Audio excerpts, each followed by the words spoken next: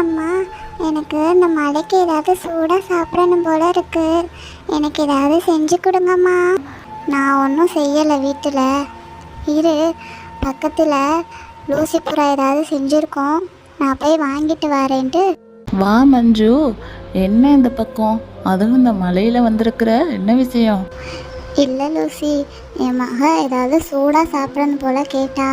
அதான் உன் வீட்டிலேருந்து வாசனை வந்தது, ஏதாவது செஞ்சுருப்பேன்னு வந்தேன். அதுக்கு என்ன, இந்த நான் இப்போ தான் சம்சா போட்டேன், இரு உனக்கு எடுத்துட்டு வாரேன்.